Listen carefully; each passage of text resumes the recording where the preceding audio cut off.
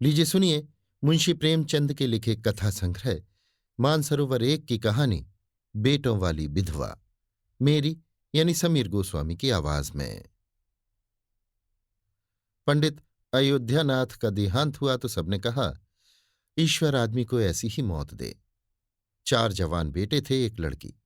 चारों लड़कों के विवाह हो चुके थे, केवल लड़की कुंवारी थी। संपत्ति भी काफी छोड़ी थी। एक पक्का मकान, दो बगीचे, कई हजार के गहने और 20,000 नकद। विधवा फूलमती को शोक तो हुआ और कई दिन तक बेहाल पड़ी रही, लेकिन जवान बेटों को सामने देखकर उसे ढांढस हुआ। चारों लड़के एक से एक सुशील, चारों बहुएं एक से बढ़कर एक आज्ञाकारिणी। जब वो रात को लेटती तो चारों बारी बारी से उसके पांव दबाती। वो स्नान करके उठती तो उसकी साड़ी छांटती। सारा घर उसके इशारे पर चलता था। बड़ा लड़का कामतानाथ एक दफ्तर में 50 रुपए पर नौकर था। छोटा उमानाथ डॉक्टरी पास कर चुका था और कहीं औषधालय खोलने की फिक्र में था। तीसरा दयानाथ बीए में फेल हो गया था और पत्रिकाओं में लेख लिखकर कुछ न कुछ कमा लेता था। चौथा सीतानाथ चारों में सबसे कुशाग्र बुद्धि और होनहार था और अब की साल बीए प्रथम श्रेणी में पास करके एमए की तैयारी में लगा हुआ था। किसी लड़के में दुर्व्यसन, वो छैलापन, वो लुटाऊपन न था जो माता पिता को जलाता और कुल मर्यादा को डुबाता है। फूलमती घर की मालकिन थी। कोकी कुंजियां बड़ी बहू के पास रहती थी। बुढ़िया में वो अधिकार प्रेम न था जो वृद्धजनों को कटु और कलहशील बना दिया करता है, किंतु उसकी इच्छा के बिना कोई बालक मिठाई तक न मंगा सकता था। संध्या हो गई थी। पंडित को मरे आज 12वां दिन था। कल 13वीं है। ब्रह्म भोज होगा। बिरादरी के लोग निमंत्रित होंगे। उसी की तैयारियां हो रही थीं। फूलमती अपनी कोठरी में बैठी देख रही थी। पल्लेदार बोरे में आटा लाकर रख रहे हैं। घी के टिन आ रहे हैं। शाक भाजी के टोकरे, शक्कर की बोरियां, दही के मटके चले आ रहे हैं। महापात्र के लिए दान की चीजें लाई गई। बर्तन, कपड़े, पलंग, बिछावन, छाते, जूते, छड़ियां, लालटेनें आदि। किंतु फूलमती को कोई चीज नहीं दिखाई गई। नियमानुसार ये सब सामान उसके पास आने चाहिए थे। वो प्रत्येक वस्तु को देखती, उसे पसंद करती, उसकी मात्रा में कमी बेशी का फैसला करती। तब इन चीजों को भंडारे में रखा जाता। क्यों उसे दिखाने और उसकी राय लेने की जरूरत नहीं समझी गई। अच्छा, वो आटा 3 ही बोरा क्यों आया? उसने तो 5 बोरों के लिए कहा था। घी भी 5 ही कनस्तर है। उसने तो 10 कनस्तर मंगवाए थे। इसी तरह शाक भाजी, शक्कर, दही आदि में भी कमी की गई होगी। किसने उसके हुक्म में हस्तक्षेप किया? जब उसने एक बात तय कर दी, तब किसे उसको घटाने बढ़ाने का अधिकार है? आज 40 वर्षों से घर के प्रत्येक मामले में फूलमती की बात सर्वमान्य थी। उसने 100 कहा तो 100 खर्च किए गए, एक कहा तो एक। किसी ने मीन मेख ना की। यहां तक कि पंडित अयोध्यानाथ भी उसकी इच्छा के विरुद्ध कुछ न करते थे। पर आज उसकी आंखों के सामने प्रत्यक्ष रूप से उसके हुक्म की उपेक्षा की जा रही है। इसे वो क्यों कर स्वीकार कर सकती? कुछ देर तक तो वो जब्त किए बैठी रही, पर अंत में न रहा गया। स्वायत्त शासन उसका स्वभाव हो गया था। वो क्रोध में भरी हुई आई और कामतानाथ से बोली, क्या आटा 3 ही बोरे लाई? मैंने तो 5 बोरों के लिए कहा था और घी भी 5 ही टिन मंगवाया। तुम्हें याद है मैंने 10 कनस्तर कहा था। किफायत को मैं बुरा नहीं समझती, लेकिन जिसने ये कुआं खोदा उसी की आत्मा पानी को तरसे, ये कितनी लज्जा की बात है। कामतानाथ ने क्षमा याचना न की, अपनी भूल भी स्वीकार न की, लज्जित भी नहीं हुआ। 1 मिनट तो विद्रोही भाव से खड़ा रहा, फिर बोला, हम लोगों की सलाह 3 ही बोरों की हुई और 3 बोरे के लिए 5 टिन घी काफी था। इसी हिसाब से और चीजें भी कम कर दी गई हैं। फूलमती उग्र होकर बोली, किसकी राय से आटा कम किया गया? हम लोगों की राय से? तो मेरी राय कोई चीज नहीं है। है क्यों नहीं? लेकिन अपना हानि लाभ तो हम समझते हैं। फूलमती हक्की बक्की होकर उसका मुंह ताकने लगी। इस वाक्य का आशय उसकी समझ में ना आया। अपना हानि लाभ? अपने घर में हानि लाभ की जिम्मेदार वो आप है। दूसरों को, चाहे वे उसके पेट के जन्मे पुत्र ही क्यों न हो, उसके कामों में हस्तक्षेप करने का क्या अधिकार। ये लौंडा तो इस ढिठाई से जवाब दे रहा है मानो घर उसी का है, उसी ने मर मर कर घर गृहस्थी जोड़ी है। मैं तो गैर हूं, जरा इसकी हेकड़ी तो देखो। उसने तमतमाए हुए मुख से कहा, मेरे हानि लाभ के जिम्मेदार तुम नहीं हो। मुझे अख्तियार है, जो उचित समझूं वो करूं। अभी जाकर 2 बोरे आटा और 5 टिन घी लाओ, और आगे के लिए खबरदार जो किसी ने मेरी बात काटी। अपने विचार में उसने काफी तंबीह कर दी थी। शायद इतनी कठोरता अनावश्यक थी। उसे अपनी उग्रता पर खेद हुआ। लड़के ही तो हैं, समझे होंगे कुछ किफायत करनी चाहिए। मुझसे इसलिए न पूछा होगा कि अम्मा तो खुद हर एक काम में किफायत करती हैं। अगर इन्हें मालूम होता कि इस काम में मैं किफायत पसंद न करूंगी, तो कभी इन्हें मेरी उपेक्षा करने का साहस न होता। यद्यपि कामतानाथ अब भी उसी जगह खड़ा था, और उसकी भावभंगी से ऐसा ज्ञात होता था कि इस आज्ञा का पालन करने के लिए वो बहुत उत्सुक नहीं। पर फूलमती निश्चिंत होकर अपनी कोठरी में चली गई। इतनी तंबीह पर भी किसी को उसकी अवज्ञा करने की सामर्थ्य हो सकती है, इसकी संभावना का ध्यान भी उसे न आया। पर ज्यों-ज्यों समय बीतने लगा, उस पर यह हकीकत खुलने लगी कि इस घर में उसकी वो हैसियत नहीं रही जो 10-12 दिन पहले थी। संबंधियों के यहां से नेवते में शक्कर, मिठाई, दही, अचार आदि आ रहे थे। बड़ी बहू इन वस्तुओं को स्वामिनी भाव से संभाल संभाल कर रख रही थी। कोई भी उससे पूछने नहीं आता। बिरादरी के लोग जो कुछ पूछते हैं, कामतानाथ से या बड़ी बहू से। कामतानाथ कहाँ का इंतजामकार है, रात दिन भंग पिए पड़ा रहता है, किसी तरह रो धोकर दफ्तर चला जाता है। उसमें भी महीने में 15 नागों से कम नहीं होते। वो तो कहो साहब पंडित जी का लिहाज करता है, नहीं अब तक कभी का निकाल देता, और बड़ी बहू जैसी फूहड़ औरत भला इन सब बातों को क्या समझेगी। अपने कपड़े लत्ते तक तो जतन से रख नहीं सकती, चली है गृहस्थी चलाने। भद होगी और क्या, सब मिलकर कुल की नाक कटवाएंगे। वक्त पर कोई न कोई चीज कम हो जाएगी। इन कामों के लिए बड़ा अनुभव चाहिए। कोई चीज इतनी कम बनेगी कि किसी पत्तल पर पहुंचेगी, किसी पर नहीं। आखिर इन सबों को हो क्या क्या है। अच्छा, बहू तिजोरी क्यों खोल रही है?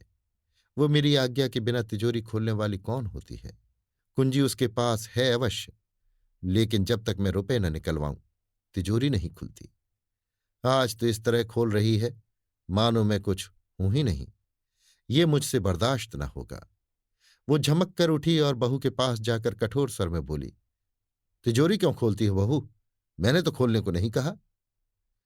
बड़ी बहू ने निसंकोच भाव से उत्तर दिया, बाजार से सामान आया है तो दाम न दिया जाएगा?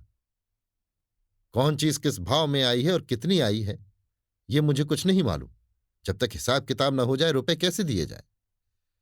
हिसाब किताब सब हो गया है। किसने किया? अब मैं क्या जानूं किसने किया? जाकर मर्दों से पूछो। मुझे हुक्म मिला रुपए लाकर दे दो, रुपए लिए जाती हूं। फूलमती खून का घूंट पीकर रह गई। इस वक्त बिगड़ने का अवसर न था।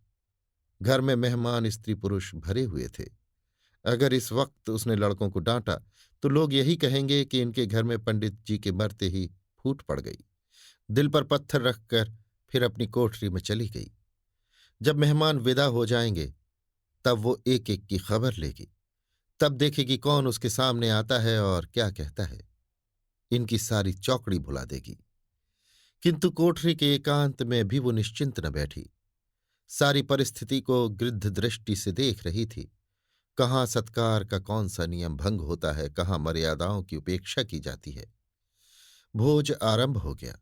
सारी बिरादरी एक साथ पंगत में बैठा दी गई। आंगन में मुश्किल से 200 आदमी बैठ सकते हैं।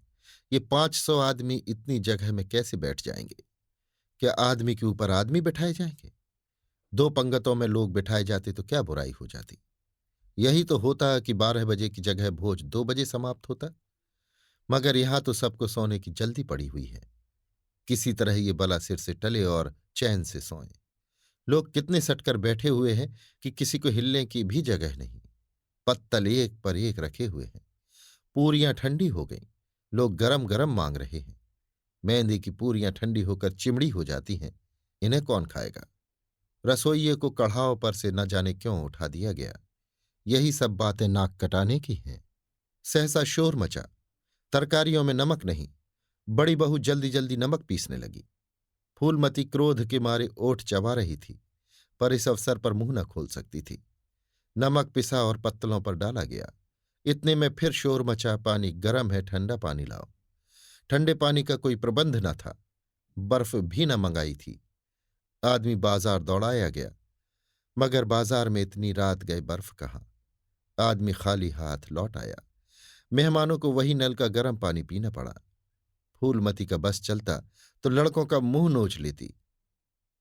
ऐसी छीछलेदर उसके घर में कभी न हुई थी। उस पर सब मालिक बनने के लिए मरते हैं। बर्फ जैसी जरूरी चीज मंगवाने की भी किसी को सुधि न थी। सुधि कहाँ से रहे जब किसी को गप लड़ाने से फुर्सत मिले। मेहमान अपने दिल में क्या कहेंगे कि चले हैं बिरादरी को भोज देने और घर में बर्फ तक नहीं। अच्छा, फिर ये हलचल क्यों मच गई? अरे, लोग पंगत से उठे जा रहे हैं, क्या मामला है? फूलमती उदासीन न रह सकी। कोठरी से निकलकर बरामदे में आई और कामतानाथ से पूछा, क्या बात हो गई लल्ला? लोग उठे क्यों जा रहे हैं? कामता ने कोई जवाब न दिया, वहां से खिसक गया। फूलमती झुंझला कर रह गई। सहसा कहारिन मिल गई। फूलमती ने उससे भी यही प्रश्न किया। मालूम हुआ किसी शोरबे में मरी हुई चूहिया निकल आई। फूलमती चित्रलिखित सी वहीं खड़ी रह गई। भीतर ऐसा उबाल उठा कि दीवार से सिर टकरा ले। अभागे भोज का प्रबंध करने चले थे। इस फूहड़पन की कोई हद है? कितने आदमियों का धर्म सत्यानाश हो गया। फिर पंगत क्यों ना उठ जाए? आंखों से देखकर अपना धर्म कौन गंवाएगा? हा, सारा किया धरा मिट्टी में मिल गया। सैकड़ों रुपए पर पानी फिर गया। बदनामी हुई वो अलग। मेहमान उठ चुके थे। पत्तलों पर खाना ज्यों का त्यों पड़ा हुआ था। चारों लड़के आंगन में लज्जित खड़े थे, एक दूसरे को इल्जाम दे रहे थे। बड़ी बहू अपनी देवरानियों पर बिगड़ रही थी। देवरानियां सारा दोष कुमुद के सिर डालती थीं। कुमुद खड़ी रो रही थी। उसी वक्त फूलमती झल्लाई हुई आकर बोली, मुंह में कालिख लगी कि नहीं, या अभी कुछ कसर बाकी है? डूब मरो सब के सब चुल्लू भर पानी में। शहर में कहीं मुंह दिखाने लायक भी नहीं रहे। किसी लड़के ने जवाब न दिया। फूलमती और भी प्रचंड होकर बोली, तुम लोगों को क्या, किसी को शर्म हया तो है नहीं?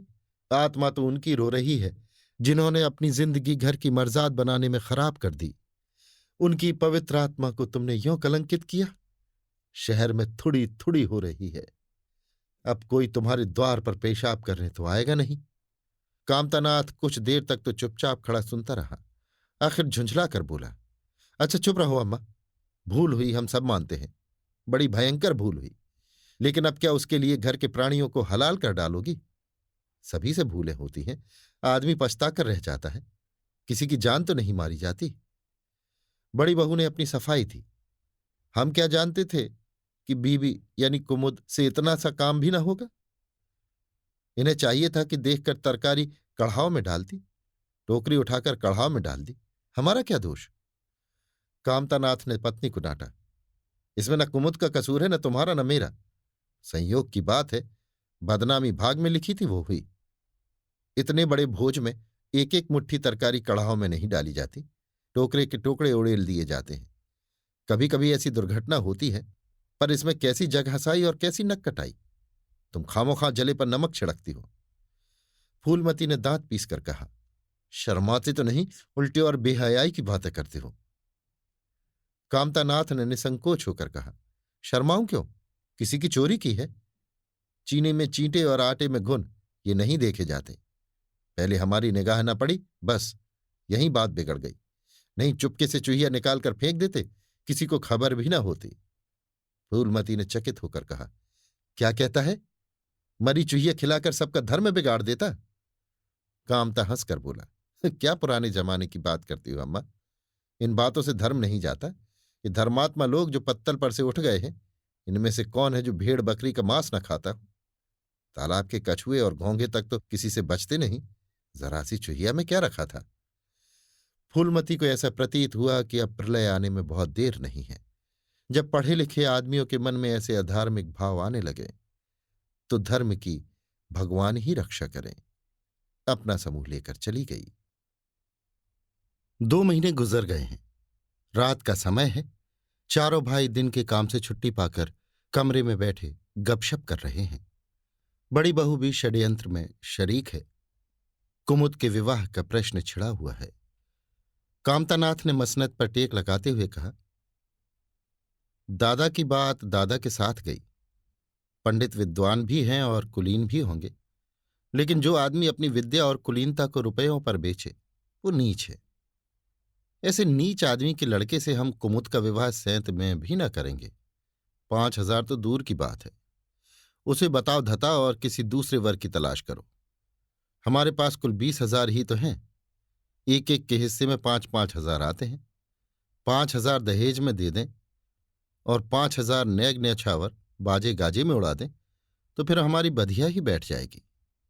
उमानाथ बोले, मुझे अपना औषधालय खोलने के लिए कम से कम 5,000 की जरूरत है। मैं अपने हिस्से में से 1 पाई भी नहीं दे सकता। फिर खुलते ही आमदनी तो होगी नहीं। कम से कम साल भर घर से खाना पड़ेगा। दयानाथ एक समाचार पत्र देख रहे थे। आंखों से ऐनक उतारते हुए बोले, मेरा विचार भी एक पत्र निकालने का है। प्रेस और पत्र में कम से कम 10,000 का कैपिटल चाहिए। 5,000 मेरे रहेंगे तो कोई ना कोई साझेदार भी मिल जाएगा। पत्रों में लेख लिखकर मेरा निर्वाह नहीं हो सकता। कामतानाथ ने सिर हिलाते हुए कहा, अजी राम भजो, सैत में कोई लेख छापता नहीं, रुपए कौन देगा? दयानाथ ने प्रतिवाद किया, नहीं ये बात तो नहीं है। मैं तो कहीं भी बिना पेशगी पुरस्कार लिए नहीं लिखता। कामतानाथ ने जैसे अपने शब्द वापस लिए, तुम्हारी बात मैं नहीं कहता भाई। तुम तो थोड़ा बहुत मार लेते हो, लेकिन सबको तो नहीं मिलता।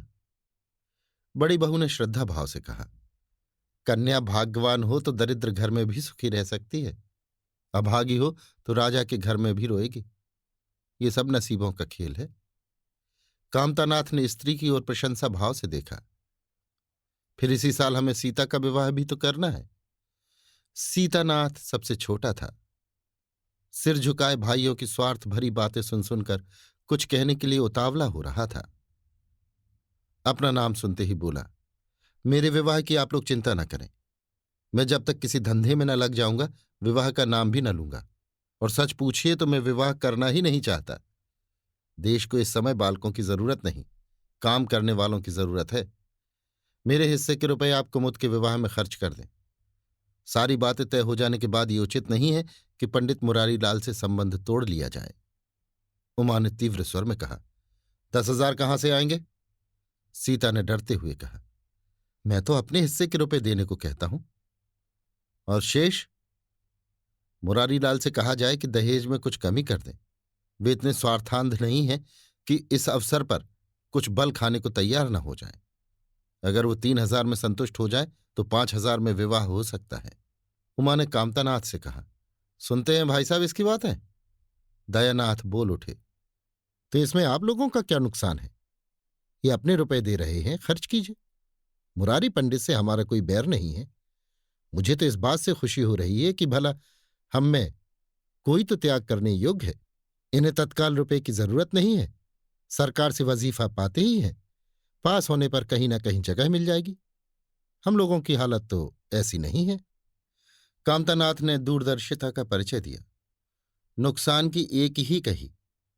हम में से एक को कष्ट हो तो क्या और लोग बैठे देखेंगे? ये अभी लड़के हैं, इन्हें क्या मालूम समय पर 1 रुपया 1 लाख का काम करता है। कौन जानता है कल इन्हें विलायत जाकर पढ़ने के लिए सरकारी वजीफा मिल जाए या सिविल सर्विस में आ जाए। उस वक्त सफर की तैयारियों में 4-5 हजार रुपये लग जाएंगे। तब किसके सामने हाथ फैलाते फिरेंगे? मैं ये नहीं चाहता कि दहेज के पीछे इनकी जिंदगी नष्ट हो जाए। इस तर्क ने सीतानाथ को भी तोड़ लिया। सकुचाता हुआ बोला, हाँ यदि कुछ ऐसा हुआ तो बेशक मुझे रुपए की जरूरत होगी। क्या ऐसा होना असंभव है? असंभव तो मैं नहीं समझता, लेकिन कठिन अवश्य है। वजीफे उन्हें मिलते हैं जिनके पास सिफारिशें होती हैं, मुझे कौन पूछता है।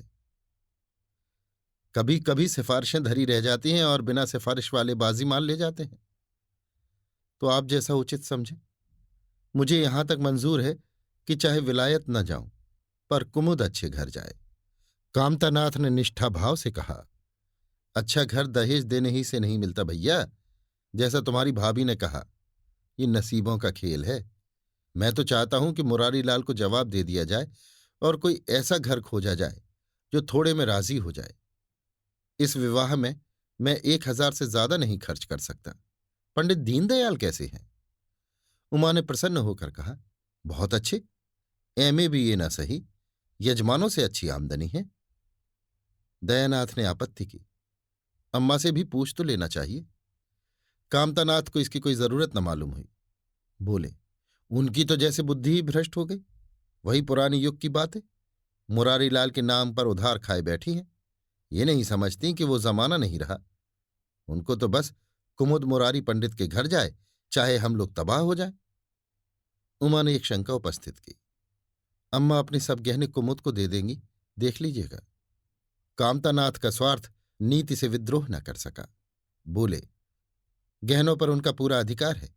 ये उनका स्त्री धन है, जिसे चाहे दे सकती हैं। उमा ने कहा, स्त्री धन है तो क्या उसे लुटा देंगी? आखिर वो भी तो दादा ही की कमाई है। किसी की कमाई हो, स्त्री धन पर उनका पूरा अधिकार है। ये कानूनी गोरख धंधे है।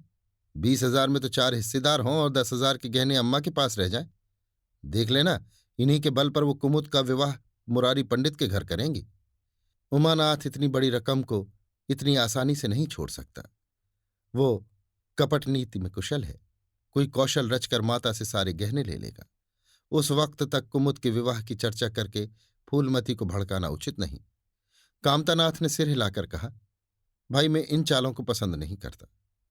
उमानाथ ने खिसियाकर कहा, गहने 10,000 से कम के न होंगे। कामता अविचलित स्वर में बोले, कितने ही के हों, मैं अनीति में हाथ नहीं डालना चाहता।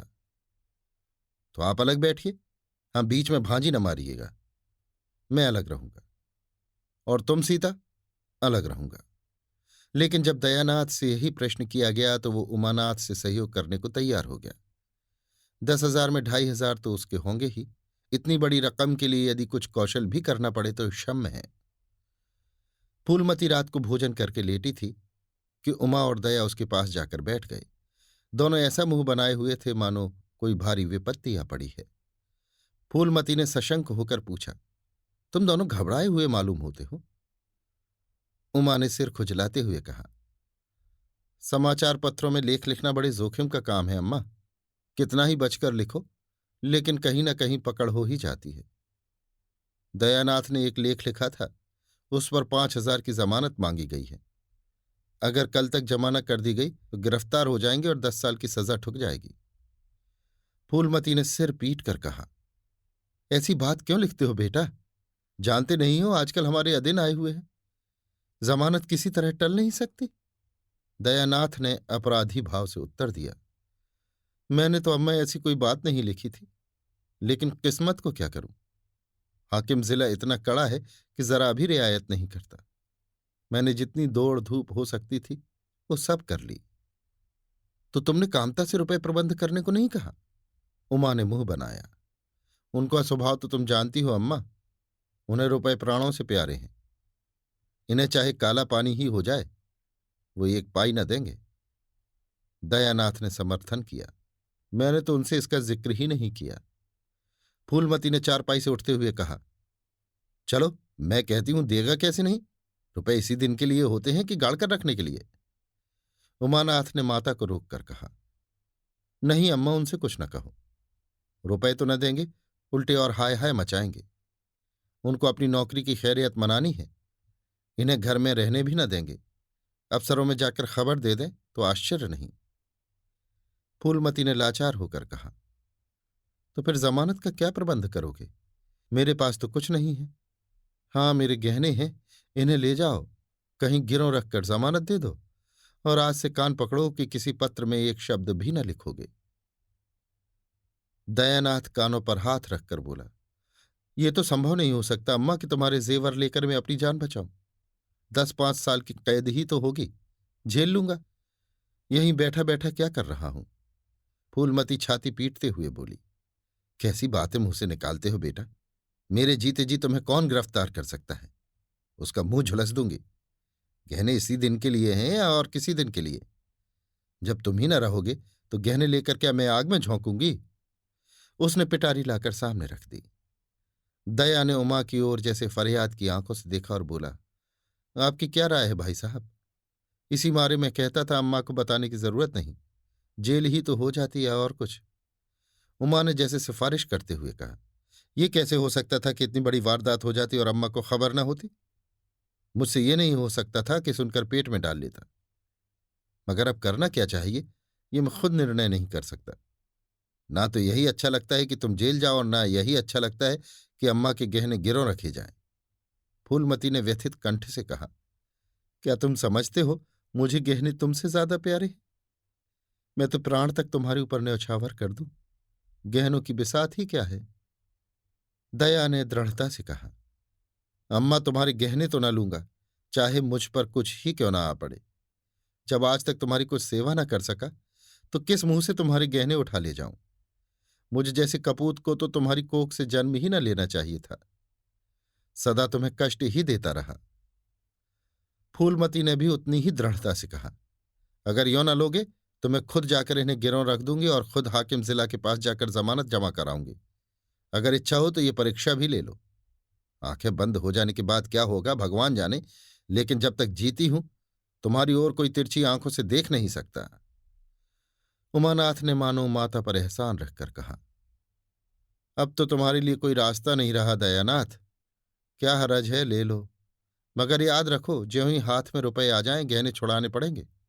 सच कहते हैं मातृत्व दीर्घ तपस्या है। माता के सिवा इतना स्नेह और कौन कर सकता है? हम बड़े अभागे हैं कि माता के प्रति जितनी श्रद्धा रखनी चाहिए उसका शतांश भी नहीं रखते। दोनों ने जैसे बड़े धर्म संकट में पड़कर गहनों की पिटारी संभाली और चलते बने। माता वात्सल्य भरी आंखों से उनकी ओर देख रही थी और उसकी संपूर्ण आत्मा का आशीर्वाद जैसे उन्हें अपनी गोद में समेट लेने के लिए व्याकुल हो रहा था। आज कई महीने के बाद उसके भग्न मातृ हृदय को अपना सर्वस्व अर्पण करके जैसे आनंद की विभूति मिली। उसकी स्वामिनी कल्पना इसी त्याग के लिए, इसी आत्मसमर्पण के लिए जैसी कोई मार्ग ढूंढती रहती थी। अधिकार या लोभ या ममता की वहां गंध तक न थी। त्याग ही उसका आनंद और त्याग ही उसका अधिकार है। आज अपना खोया हुआ अधिकार पाकर अपनी सिरजी हुई प्रतिमा पर अपने प्राणों की भेंट करके वो निहाल हो गई। 3 महीने और गुजर गए। मां के गहनों पर हाथ साफ करके चारों भाई उसकी दिलजोई करने लगे थे। अपनी स्त्रियों को भी समझाते थे कि उसका दिल न दुखाएं। अगर थोड़े से शिष्टाचार से उसकी आत्मा को शांति मिलती है तो इसमें क्या हानि है? चारों करते अपने मन की, पर माता से सलाह ले लेते या ऐसा जाल फैलाते कि वो सरला उनकी बातों में आ जाती और हर एक काम में सहमत हो जाती। बाग को बेचना उसे बहुत बुरा लगता था, लेकिन चारों ने ऐसी माया रची कि वो उसे बेचने पर राजी हो गई। किंतु कुमुद के विवाह के विषय में मतैक्य न हो सका। मां पंडित मुरारी लाल पर ही जमी हुई थी, लड़के दीनदयाल पर अड़े हुए थे। एक दिन आपस में कलह हो गई। फूलमती ने कहा, माँ बाप की कमाई में बेटी का हिस्सा भी है। तुम्हें 16,000 का एक बाग मिला, 25,000 का एक मकान, 20,000 नकद में, क्या 5,000 भी कुमुद का हिस्सा नहीं है? कामता ने नम्रता से कहा, अम्मा कुमुद आपकी लड़की है तो हमारी बहन है। आप 2-4 साल में प्रस्थान कर जाएंगी, पर हमारा और उसका बहुत दिनों तक संबंध रहेगा। तब हम यथाशक्ति कोई ऐसी बात न करेंगे जिससे उसका अमंगल हो। लेकिन हिस्से की बात कहती हो तो कुमुद का हिस्सा कुछ नहीं।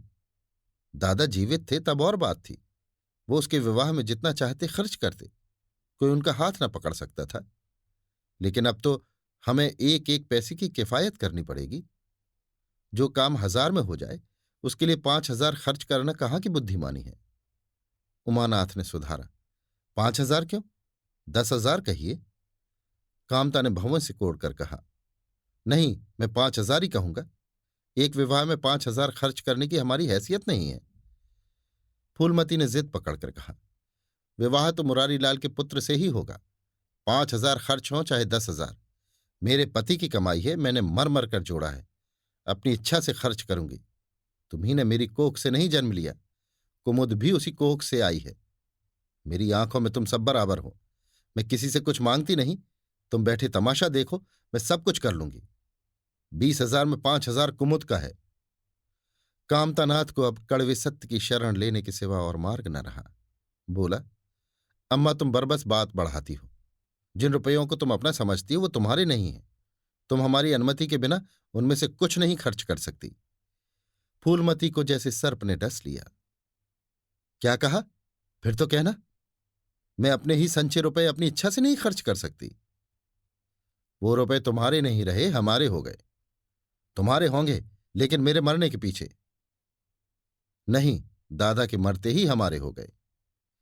उमानाथ ने बेहयाई से कहा, अम्मा कानून कायदा तो जानती नहीं, नाहक उछलती हैं। फूलमती क्रोध विह्वल होकर बोली, भाड़ में जाए तुम्हारा कानून। मैं ऐसे कानून को नहीं जानती। तुम्हारे दादा ऐसे कोई धन्ना सेठ नहीं थे। मैंने ही पेट और तन काट कर ये गृहस्थी जोड़ी है, नहीं आज बैठने की छां न मिलती। मेरे जीते जी तुम मेरे रुपए नहीं छू सकते। मैंने 3 भाइयों के विवाह में 10-10 हजार खर्च किए हैं, वही मैं कुमुद के विवाह में भी खर्च करूंगी। कामतानाथ भी गर्म पड़ा। आपको कुछ भी खर्च करने का अधिकार नहीं है। उमानाथ ने बड़े भाई को डांटा, आप खामखाम मां के मुंह लगते हैं भाई साहब। मुरारीलाल को पत्र लिख दीजिए कि तुम्हारे यहां कुमुद का विवाह न होगा। बस छुट्टी हुई। कायदा कानून तो जानती नहीं, व्यर्थ की बहस करती हैं। फूलमती ने संयमित स्वर में कहा, अच्छा क्या कानून है, जरा मैं भी सुनूं। उमा ने निरीह भाव से कहा, कानून यही है कि बाप के मरने के बाद जायदाद बेटों की हो जाती है। मां का हक केवल रोटी कपड़े का है। फूलमती ने तड़प कर कहा, किसने ये कानून बनाया है? उमा शांत स्थिर स्वर में बोला, हमारे ऋषियों ने, महाराज मनु ने, और किसने? फूलमती एक क्षण अवाक रहकर आहत कंठ से बोली, तो इस घर में मैं तुम्हारे टुकड़ों पर पड़ी हुई हूं?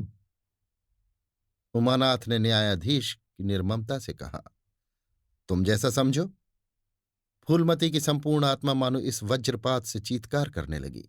उसके मुख से जलती हुई चिंगारियों की भांति ये शब्द निकले, मैंने घर बनवाया, मैंने संपत्ति जोड़ी, मैंने तुम्हें जन्म दिया, पाला, और आज मैं इस घर में गैर हूं। मनु का यही कानून है और तुम उसी कानून पर चलना चाहते हो। अच्छी बात है, अपना घर द्वार ले लो। मुझे तुम्हारी आश्रिता बनकर रहना स्वीकार नहीं। इससे कहीं अच्छा है कि मर जाऊं। वाह रे अंधेर, मैंने पेड़ लगाया और मैं ही उसकी छाह में खड़ी नहीं हो सकती। अगर यही कानून है तो इसमें आग लग जाए। चारों युवकों पर माता के इस क्रोध और आतंक का कोई असर न हुआ। कानून का फौलादी कवच उनकी रक्षा कर रहा था। इन कांटों का उन पर क्या असर हो सकता था? जरा देर में फूलमती उठकर चली गई। आज जीवन में पहली बार उसका वात्सल्य भग्न मातृत्व अभिशाप बनकर उसे धिक्कारने लगा। जिस मातृत्व को उसने जीवन की विभूति समझा था, जिसके चरणों पर वो सदैव अपनी समस्त अभिलाषाओं और कामनाओं को अर्पित करके अपने को धन्य मानती थी, वही मातृत्व आज उसे अग्निकुंड सा जान पड़ा, जिसमें उसका जीवन जलकर भस्म हो गया। संध्या हो गई थी। द्वार पर नीम का वृक्ष सिर झुकाए निस्तब्ध खड़ा था, मानो संसार की गति पर शुद्ध हो रहा हो। अस्ताचल की ओर प्रकाश और जीवन का देवता फूलवती के मातृत्व ही की भांति अपनी चिता में जल रहा था। फूलमती अपने कमरे में जाकर लेटी तो उसे मालूम हुआ उसकी कमर टूट गई है। पति के मरते ही अपने पेट के लड़के उसके शत्रु हो जाएंगे, उसको स्वप्न में भी अनुमान न था। जिन लड़कों को उसने अपना हृदय रक्त पिला पिला कर पाला, वही आज उसके हृदय पर यों आघात कर रहे हैं। अब वो घर उसे कांटों की सेज हो रहा था।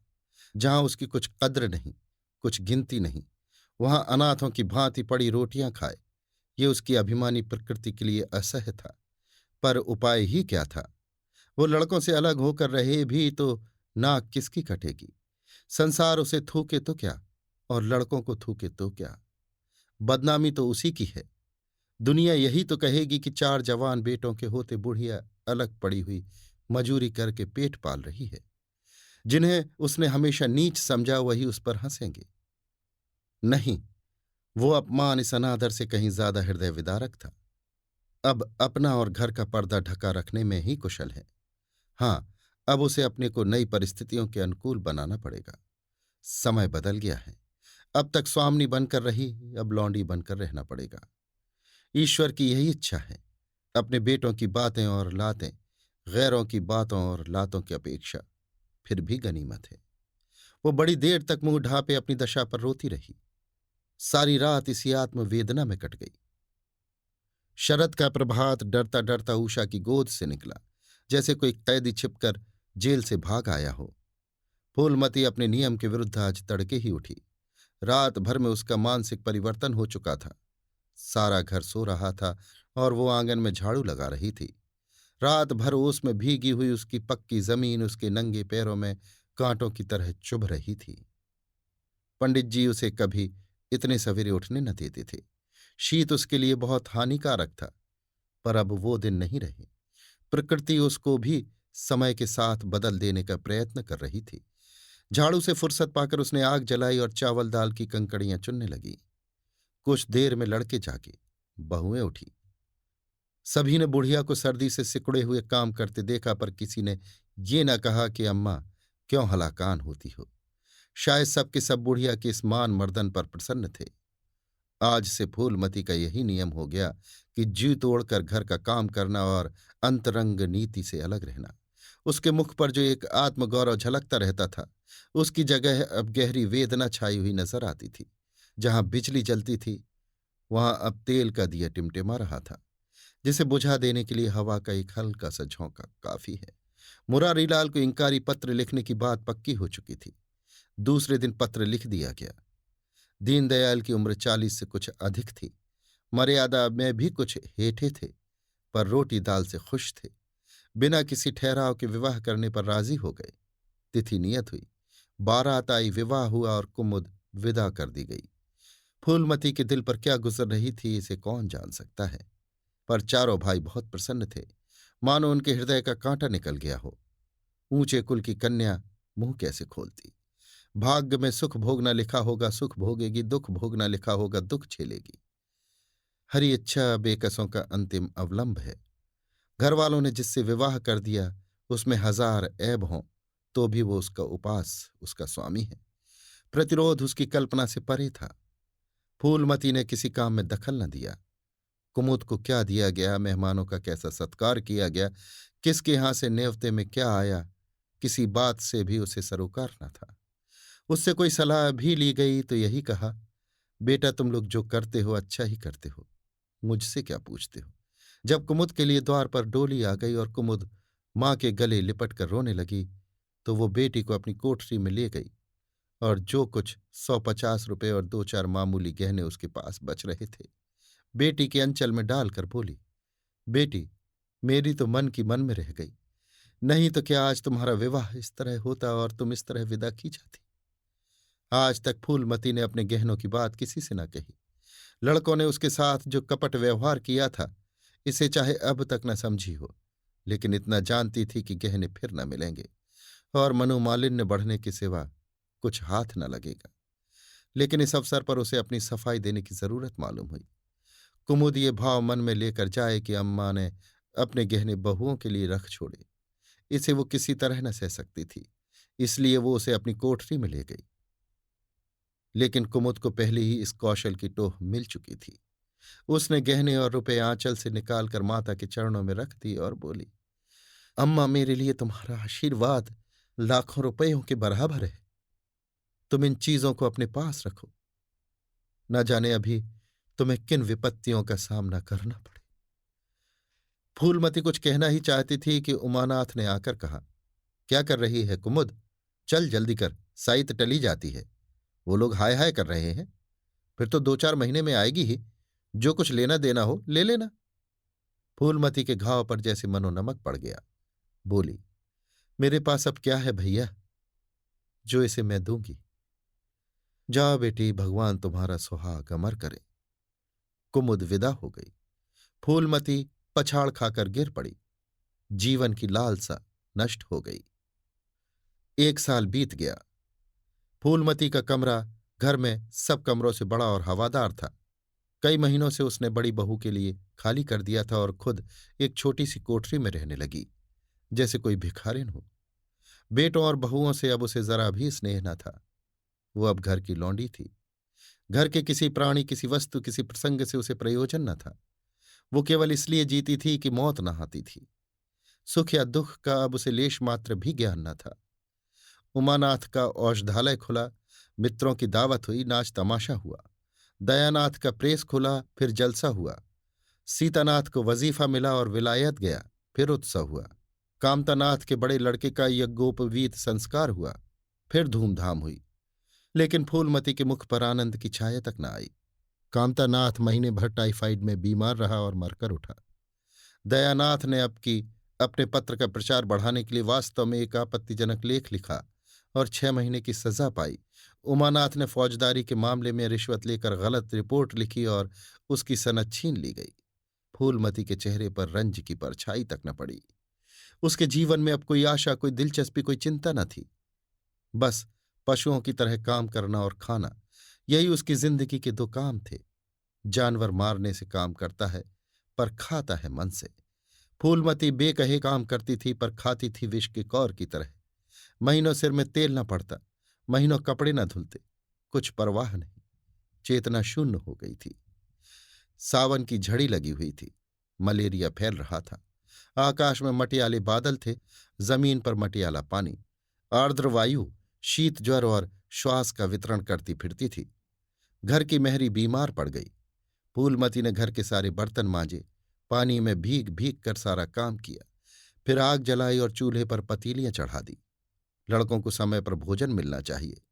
सहसा उसे याद आया, कामतानाथ नल का पानी नहीं पीते। उसी वर्षा में गंगा जल लाने चली। कामतानाथ ने पलंग पर लेटे लेटे कहा, रहने दो अम्मा, मैं पानी भर लाऊंगा। आज मेहरी खूब बैठ रही। फूलमती ने मटियाले आकाश की ओर देखकर कहा, तुम भीग जाओगे बेटा, सर्दी हो जाएगी। कामतानाथ बोले, तुम भी तो भीग रही हो, कहीं बीमार न पड़ जाओ। फूलमती निर्मम भाव से बोली, मैं बीमार न पड़ूंगी, मुझे भगवान ने अमर कर दिया है। उमानाथ भी वहीं बैठा हुआ था। उसके औषधालय में कुछ आमदनी न होती थी, इसलिए बहुत चिंतित था। भाई भावच की मुंह देखी करता रहता था। बोला, जाने भी दो भैया, बहुत दिनों बहुओं पर राज कर चुकी हैं, उसका प्रायश्चित तो करने दो। गंगा बढ़ी हुई थी, जैसे समुद्र हो। क्षितिज सामने के कूल से मिला हुआ था। किनारों के वृक्षों की केवल फुनगियां पानी के ऊपर रह गई थीं। घाट ऊपर तक पानी में डूब गए थे। फूलमती कलसा लिए नीचे उतरी। पानी भरा और ऊपर जा रही थी कि पांव फिसला, संभल न सकी, पानी में गिर पड़ी। पल भर हाथ पांव चलाए, फिर लहरें उसे नीचे खींच ले गईं। किनारे पर 2-4 पंडित चिल्लाए, अरे दौड़ो, बुढ़िया डूबी जाती है। 2-4 आदमी दौड़े भी, लेकिन फूलमती लहरों में समा गई थी, उन बल खाती हुई लहरों में जिन्हें देखकर ही हृदय कांप उठता था। एक ने पूछा, ये कौन बुढ़िया थी? अरे वही पंडित अयोध्यानाथ की विधवा है। अयोध्यानाथ तो बड़े आदमी थे। हाँ थे तो, पर इसके भाग्य में ठोकर खाना लिखा था। उनके तो कई लड़के बड़े बड़े हैं और सब कमाते हैं।